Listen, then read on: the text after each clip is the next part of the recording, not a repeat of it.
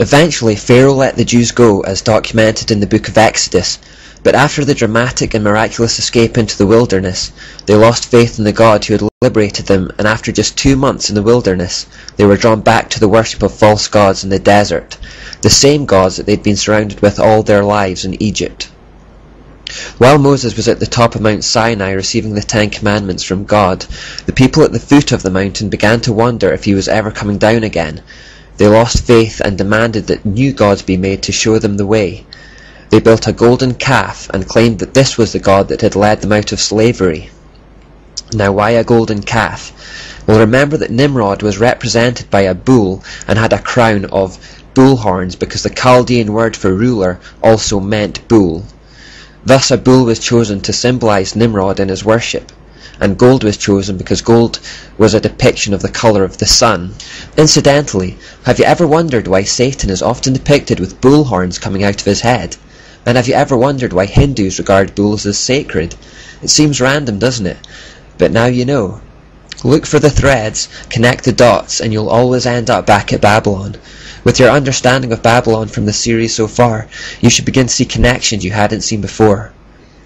Following after the abominable patterns of worship set by Nimrod and Semiramis, which included sexual rituals and fornication, Moses returned from the mountain to find the Israelites defiling themselves by reveling in this kind of behaviour. They defiled themselves in every sense by worshipping this satanic god, allowing idols into their camp, and in the depraved acts they perpetrated in his name. Now, we have already seen examples of the cancerous spread of wickedness in the world, and the same was threatening to happen amongst God's chosen people here. Moses had to take swift action to purge the camp. A little yeast is quick to infect the whole batch, and the Jews simply had to be kept holy. They were absolutely vital to God's master plan of salvation for the world. If they too were lost to paganism, there was no hope for mankind. The whole world would be doomed to hellish misery and destruction. If the Jews did not survive as a righteous people devoted to God, then there would be no people group through whom Jesus could be born. The Messiah, who was destined to die on a cross for the sins of the world, overcoming death and Satan in the process, to free mankind from the yoke of slavery it was currently under, could not come. The Bible that tells us about those events would never have been written, meaning we would be without hope. The very existence of hope, life and liberty hinged on what happened to the Jews. It was that important.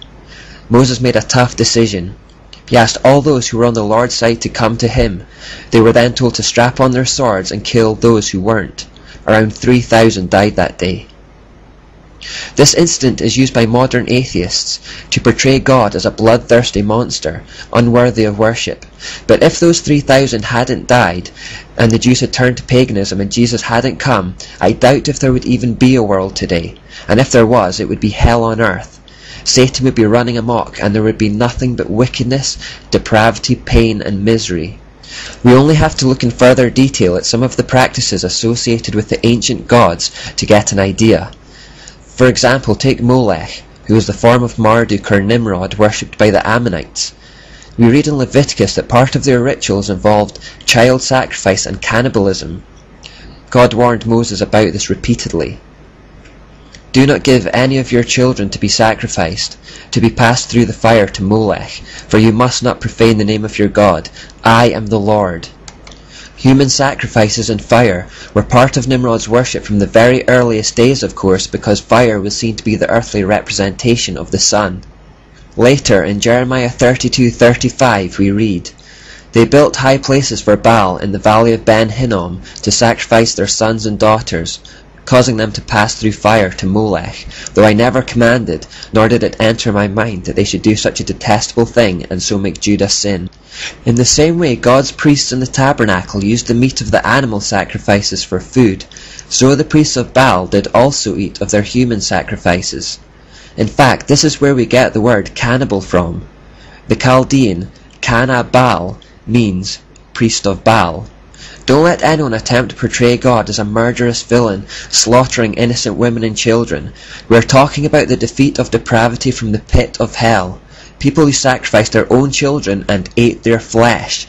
The camp had to be kept holy, a concept our world understands little about. We should also see in this episode the burning hatred God has for sin, and remember how vital it is for us to remain righteous in His sight today. Because of Jesus, there is now no need for bloodshed when we sin, and this has perhaps diminished our understanding of its severity. We should remember, however, that the punishment for sin is as severe today as it always has been. It's just that Jesus already spilled His blood so that we don't have to.